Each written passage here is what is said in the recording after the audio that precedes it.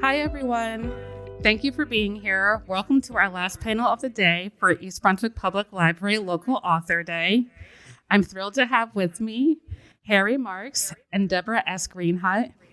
So to get started, do you want to each talk about your books just to get, give people or, who aren't familiar with your work, like what it's about, and then we can get started with the questions? Sure. So, Deborah, you can go first. All right, so my book is The Hoarder's Wife, and it started out as a memoir. And as I thought about it when I finished it, I realized I didn't want to put all of that out there about my family, especially since I am a local East Brunswick resident. And when I tried to rework it, I actually encountered a wonderful publisher who had a lot of faith in my story, and he helped me find a developmental editor. So I recrafted it as a novel, which gave me a lot of opportunity to invent new characters and to think about a different kind of presentation of the story. And that allowed me to learn a whole lot more about myself and about the subject at hand, which was hoarding. So the book that I published in 2018 is called The Prophet. It's about a fundamentalist religious group, a cult, based in the Southwest United States. And it's told from two different perspectives. The first is a young girl who's trying to escape because her father has been excommunicated and she wants to be reunited with him. And then the other side is a private investigator who's trying to get in and rescue as many people as possible and take down their leader. So this is more of a thriller. And then the other book that I published earlier this year is called The Library at the Center of the Earth. It's an adventure story similar to a National Treasure kind of tale, and it's about a girl whose father is killed protecting the entrance to a top secret underground research facility known as the library, which is responsible for cataloging and researching all of these different artifacts and doing research on different diseases and things. And so she has to solve all of these historical clues to find the entrance to the library that he died protecting. Okay, yeah, thank you both for those really thoughtful descriptions. And I'm kind of curious for both of you, what inspired you to start writing? Deborah, do you want to go first?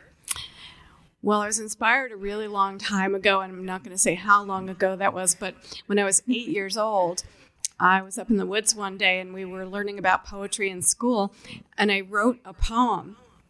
And I came home and I told my mother what I had done, and I said, I know what I want to be now. I want to be an author. And she said, you shouldn't do that because you're not going to make a lot of money. You should be a teacher or a secretary instead. So I took her advice, but along the way, I wrote a lot of things, and I did become an author. And today I'm really happy that this is my first novel. For me, I used to dictate stories to my mother, who was the tech guru in the family until I got interested in technology, and now she calls me for help. But she would type out in WordPerfect on our old Hewlett-Packard computer in the early 90s, to tell you how old that goes. And ever since then, I would dabble. I wrote for my high school newspaper for a little bit, and then I'd sort of given it up for a while. And then about 12, 13 years ago, I, on a whim, said, let's write a novel. Let's see how this goes. And since then, I've written 6. These 2 are the only ones that have ever seen the light of day.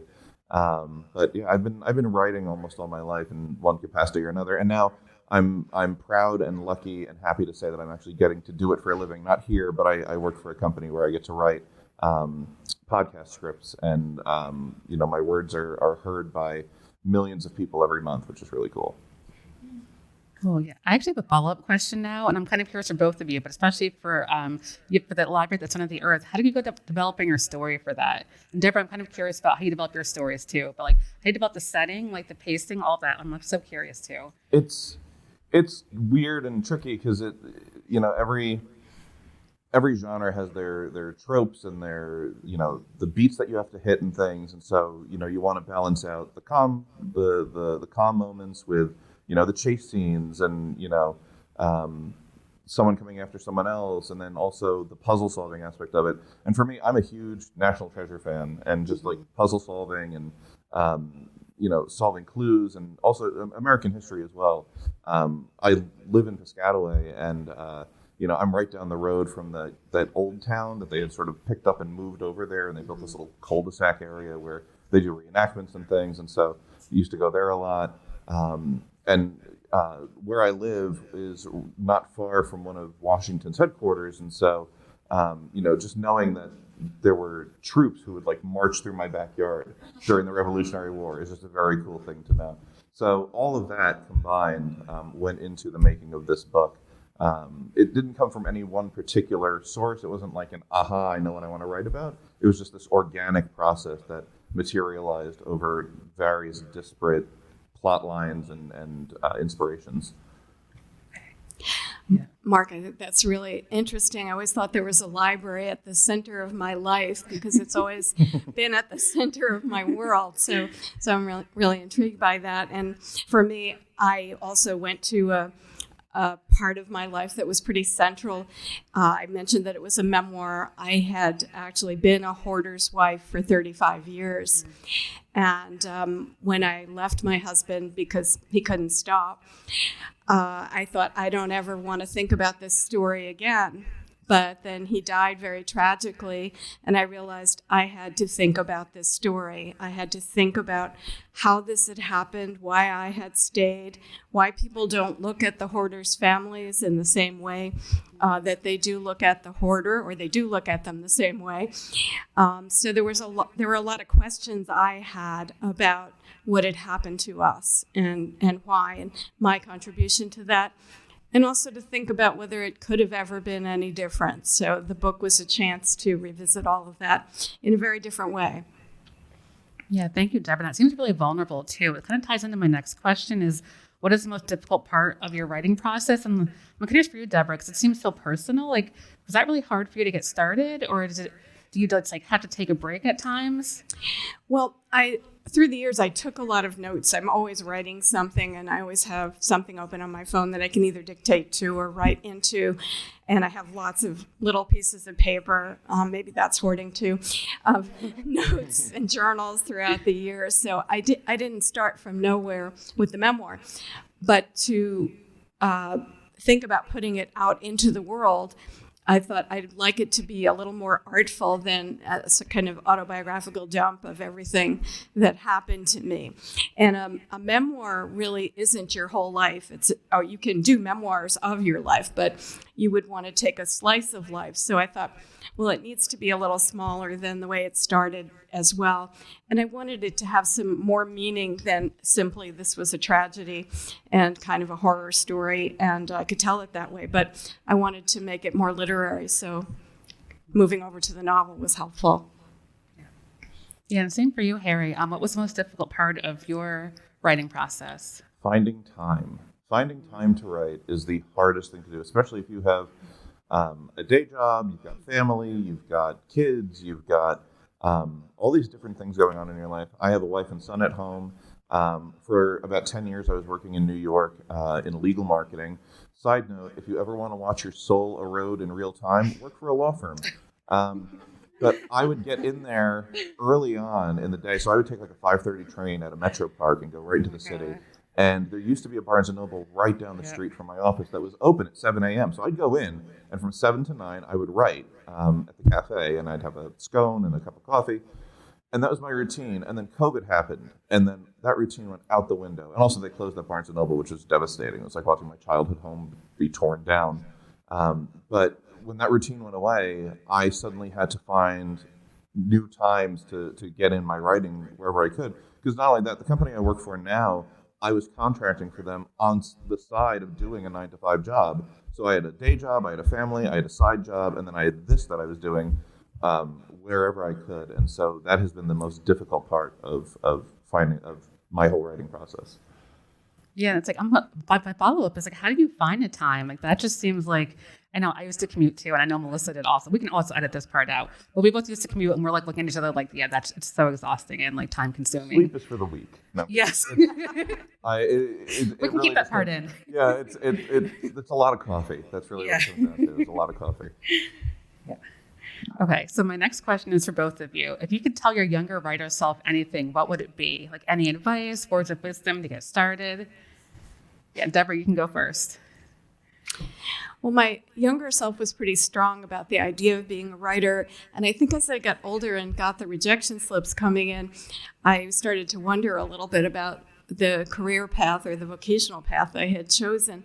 But I think I would look back and say, keep going, keep submitting, keep doing. It will all work out. I would say to my younger self, start earlier. If you want to write a novel, start when you're in high school, start when you're in college. Really get that under your belt. Learn how to write a query letter, how to submit a query letter. Make those connections early on as well, so that by the time you do hit your mid to late 20s or early 30s, and you really want to go whole hog into this, you've got a nice basis to start with. Okay, and I have a follow-up question for you, Harry. Was it harder to write the second time around, or was it a little easier because you're already familiar with it? For your second novel? I always feel like writing a novel, you do it different every time. There's never a one way I write a book. They all end up in the same place, but it's just, I might handwrite this one, I might outline the next one, and then not outline the one after that. And so the idea of, I always take away from a novel what not to do, and then I always end up doing that anyway, is what I'm not supposed to do. But I do try my best to learn from the last one to take into the next one. Okay, I want to plan the first 8 or 9 chapters before I start writing it. I want, an ending before I really get going, or I know where I want to end up at by the middle of the book, that kind of thing, so that I'm not reinventing the wheel with every book I write. So I'd say that, the second one was probably much easier to write than the first one, because of all the mistakes I had made on the first one. And then each one after that has gotten progressively easier to write.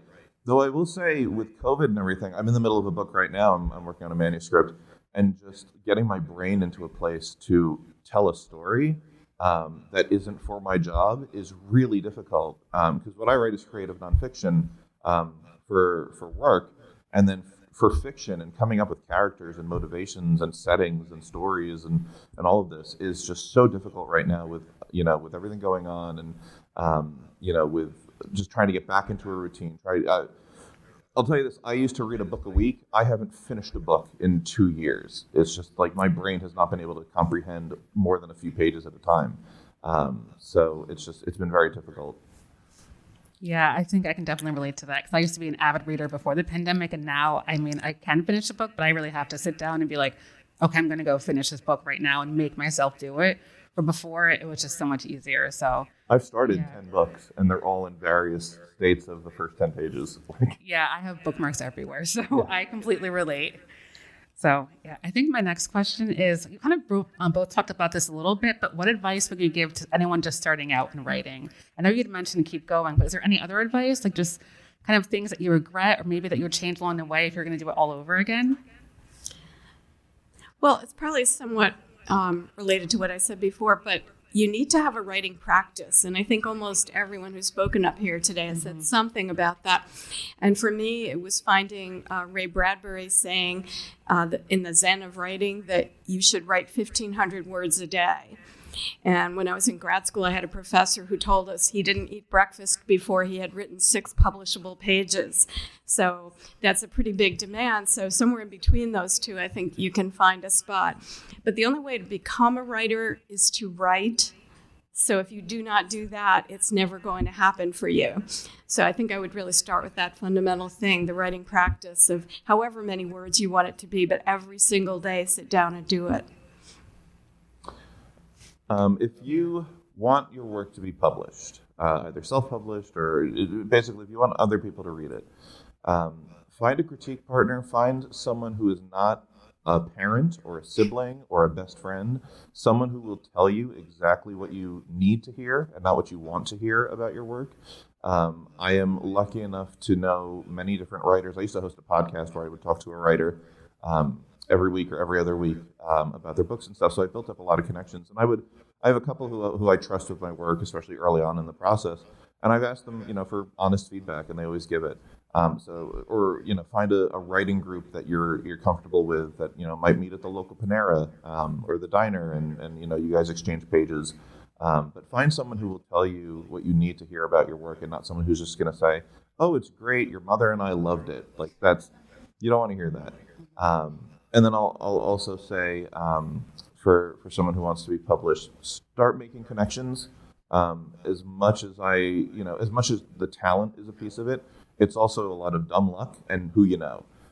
So really start talking to other writers, talking to to agents, go to conferences, really embed yourself in with them, so that you do have people you can rely on for possible introductions. Someone who can show you the ropes or what not to say, or how to approach this whole industry, is really, it's all about who you know. Okay, yeah, great. Thanks, Harry. And that kind of ties into my next question, which is, I know you mentioned, don't have your family look at it, but Deborah, I'm really curious for you, how did your family respond to your book? Because I know it is deeply personal, and did your ex's family read it, or how did they respond? Or, yeah, I'm just really curious about that, because it's such a difficult subject to write about.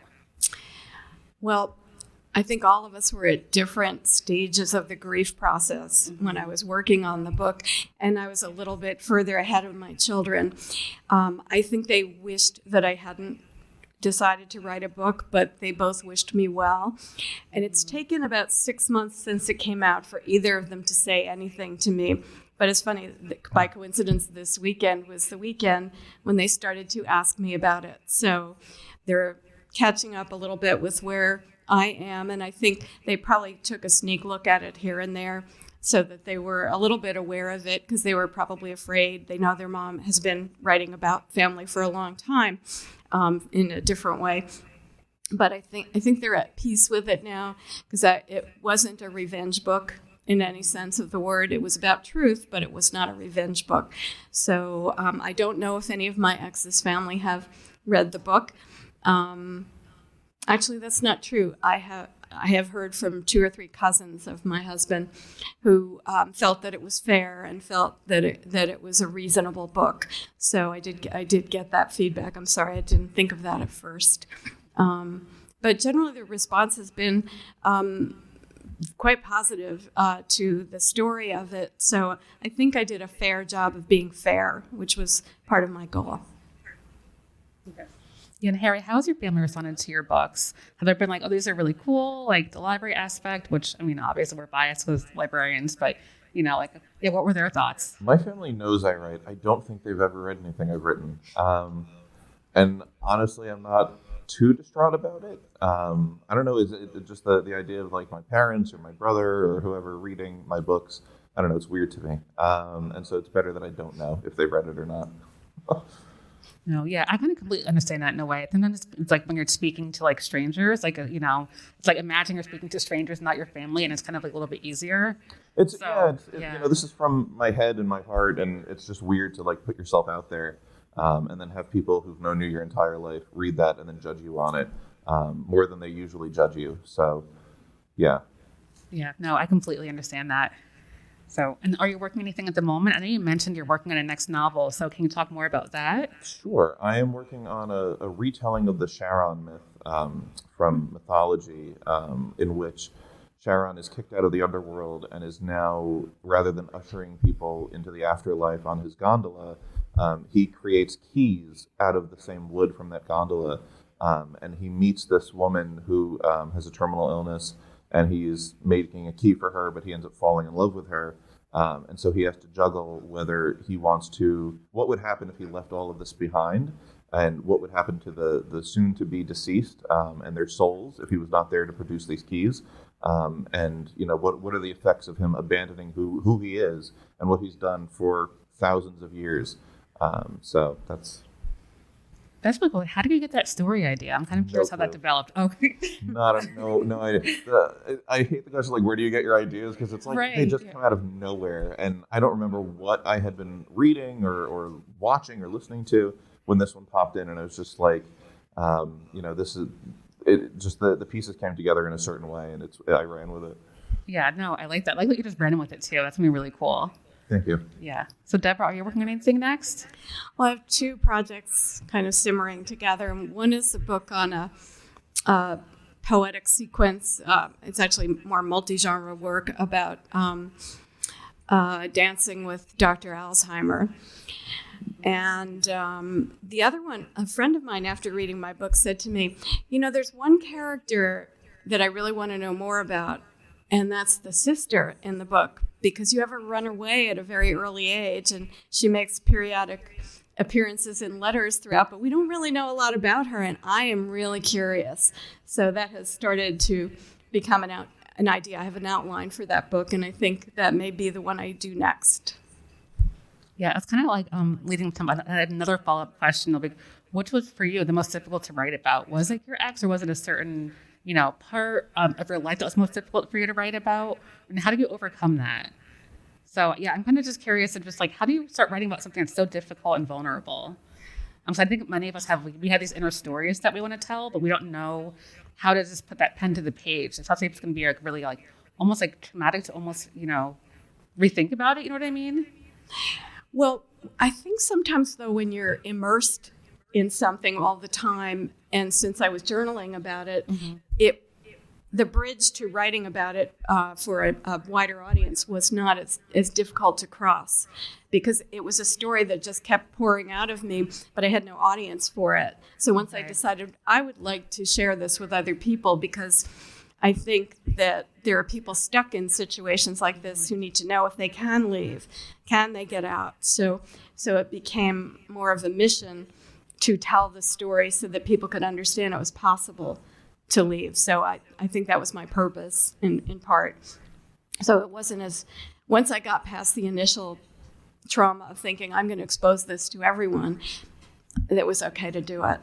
Yeah, thank you for that. So I think we all have like these like vulnerable parts that we want to write about, and it's just so hard to know like, how do I get started? How are people going to respond to this? And I know Diane, you touched on this earlier, so that was a really thoughtful answer. So thank you for that.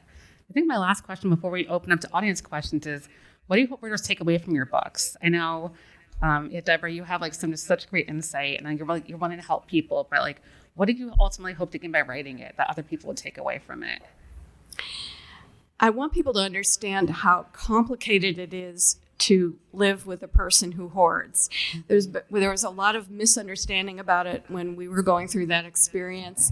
Say 20 years ago, everyone thought it was just a decision-making problem, and that's not all it is. There's a lot more psychology involved and trauma involved, so I want people to know that. And as I just mentioned, I think it's important that if you feel stuck in any kind of situation like this, where there's a lot of imbalance in terms of who is controlling the house, that it is possible to leave. It's possible to remake your life and start over. I'm 70 years old, and I left 10 years ago. So I can't say the first few years were very easy, but the last 5 or 6 have been quite pleasant after all. So it is possible to do it. And the book was a tangible example for me that I could do it. Yeah, thank you. That was so moving. Also, I thought you were like at least 20 or 25 years younger, by the way. So that was just an aside, because I had no idea. I was like, oh, she's probably maybe 10 years older than me. So I had no idea. But anyways, so Harry, what do you hope readers take away from your books? I above all else, I want them to have a good time reading it. I'm not writing War and Peace here. This is not high art. This is entertainment. And, aside from that, reading The Prophet, beware of people who claim to have your best interests at heart, and exert a lot of control in your life. That might be the takeaway there. But above all else, have a good time. This is supposed to be fun and, entertaining, and, you can spend your time doing a lot worse things. So there you go. Okay. Great. Thank you. And I see a question from online. It's, I guess this is for Deborah. How do you reconcile writing your truth with the memories and different recollections of others? Which is a really great question that I've been thinking about as you've been talking too. Well, the book I decided to structure, the main character is a concert musician. And while I wasn't one of those, I did have a lot of training to become a concert pianist when I was much, much younger. So I was able to separate from some of my connections. I have a PhD in English, so that's what I did for most of my life in one way or another, was to teach writing. So I changed the profession of the character, but the character is very much based on my experience. So because she's also an academic, certain things could have happened to either of us, no matter what field we were in. So those were some of the kinds of adjustments that I made. I invented a sibling that I don't have, to allow for some family dynamic in my past history. And I feel that's the character that my friend wants to know more about. So I think I did a good job of creating something new that told the truth about how families live in that situation. And to reconcile it, I think you can tell the truth, but writers from the beginning could often put important truths in the character of an animal rather than dealing with a particular person. So it's always been possible to do that. And the trick is, of course, finding the right one for your story, the right container for it. So for me, it's not so much reconciling it as the excitement of finding the right way to put the story out there, no matter who the characters are going to be. Oh, thank you for that insightful answer. That was really, really thoughtful. So I really appreciate that. Diane, do you have a question? Yeah, I have a question for Deborah. I have a friend whose husband was a hoarder and subsequently killed himself. But I'm extremely interested to understand specific to hoarding what kinds of trauma they create. Question was about what kinds of trauma a hoarder might have experienced or create. I'm more interested in your trauma. Okay, in my trauma. All right, I would. That's an interesting one, and that helped me with the book because I was using musical structures to try to describe the pace and the frenetic activity around me of someone who was always pulling things back out of the garbage or rearranging my space to accommodate something else of his. And we had a kind of space war going in our house all the time. After every couple of weeks, he would say, well, I need this closet now because I have more things to put in it. So I would back up a little bit and give up a closet and rearrange my things to accommodate it. And finally, that became impossible. And I thought, well, maybe we need a bigger house. So I went through trying to find another house for us, and he wouldn't move. The hoard central where it was very important to him as well. So there was a lot of inflexibility, which limited the kinds of jobs I could apply for or where I could apply for them. So just about every aspect of my life, I had no room in the refrigerator, so whatever I cooked had to be consumed right away or tucked in between all of the things he seemed to need to keep there. So the trauma is that your space is cut off. And the hoarder is having a lot of trouble expressing anything emotionally, so you don't really know why this is happening or what's going on. So it's a pretty well, it's like being in a box where they put the sword through to cut up the woman, and she knows she can't stop it, and we just watch in horror, and it just keeps happening. Is there like a central pathology with like tentacles of all kinds of other things from it, or one thing? Yeah. Well, as I wrote in the book, the husband went for an assessment to find out what was wrong, and the list of disorders, there were at least 10. We went through the alphabet: ADHD, OCD, ODD, and just a list was mind-blowing to hear what might be wrong. And they didn't know that hoarding was a disorder of its own at that time. So that was just, something else that happened. And we were going to deal with something else first. But over time, that proved to be the most challenging and difficult thing. And we could not resolve it. Yeah, so it's a mental health crisis for both people, really, because of the requirements of the disorder, the way the life has to be lived. Yeah. Yeah, thank you for that question, and thank you for writing about it, Deborah, because I feel like it's something that people kind of don't really talk about as much as they should. Yeah. There's so many people who can benefit from reading your book, too. Thank you. And Harry, I have a follow-up unrelated question for you. How do you choose the titles of your books? Because they're both really cool, and I just wanted to know if you had... Yeah, so I just need to know the thought process behind that, which is very unrelated. titles are the worst. I hate coming up with titles. Same. That's why I always ask about them. Yeah, it's the Prophet was, I think, was the working title for the longest time, and I just ended up keeping it because it was simple and it worked for the story. The Library at the Center of the Earth, I wanted something epic sounding, and I like long titles. A heartbreaking work of staggering genius, that kind of stuff. So I wanted something similar to that, and the Library at the Center of the Earth, I wanted a title that just sort of conveyed what you're getting in the book. So that was how that came to be. Yeah, I kind of like it because it actually does sound epic. When I saw the cover, I was like, the cover is cool, by the way, too. Thank you. So, and I'm just like, okay, that's a really epic title. Like, it's like, this is going to be a really cool story. Yeah, thank you. So, yeah, no problem. So, do we have any other audience questions? So we got a little sidetracked, but yeah. We're happy to answer any questions from the audience or from other authors here as well. Oh, sure. Oh, go ahead. Do you know what traumas the reader might have experienced when they were to cause that? Because I know her question is more on your side of things, but I'm sorry. Can we repeat the question too so people Sure. online can hear? This time the question is about what traumas the hoarder might have experienced that led to this behavior. And what we now know is that childhood trauma is probably very much a part of the impulse to hoard. And in my husband's case,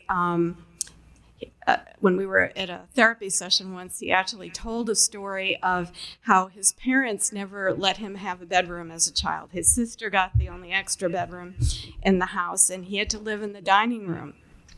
And at night, he was allowed to spread out a few things there, but every morning he had to collapse his bed up and make sure the table was clear so that everyone else could use it for breakfast. So he was never allowed any privacy or space to have his own domain or his own private thoughts. And when he told that story, I thought there couldn't be a clearer explanation for his sense now that he had to keep things. He would never allow me to have a table that was empty of anything. All the counters in the house had to be covered with things. It really upset him to see an empty, wide open space. So, which was way beyond, I can't decide whether to throw this out or not, in terms of what happened. So I think that incident, and there may have been other things that contributed. If they were willing to do that, his parents, I think there were other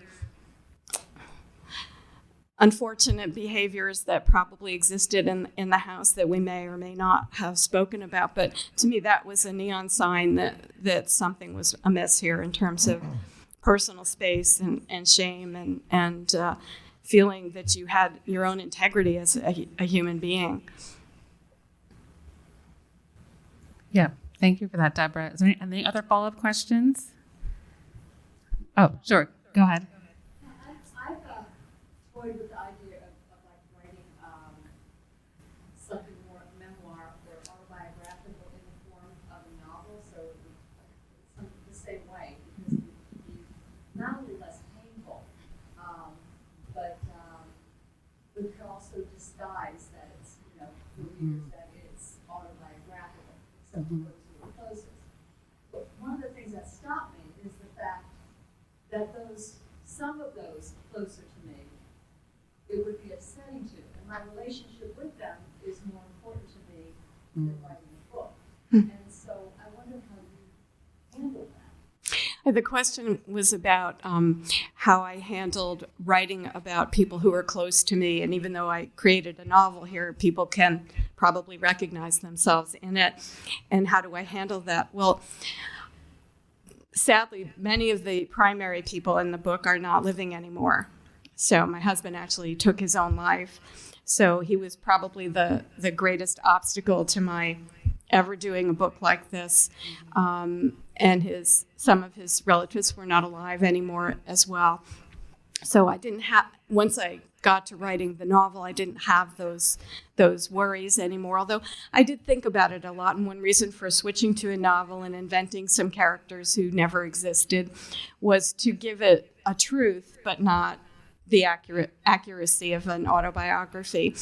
And I think the healing for the writer and sometimes for the rest of the family comes from seeing it as a literary work and finding the metaphors that made sense. I mean, I looked at my own life and saw that I was so used to giving things away to make other people happy that I just kept giving things to my husband. So I was feeding the monster at the same time that I was trying to figure out how to live with him. And I think that knowledge for me was priceless, so it transcended fears I might have had about how some people might have reacted to it.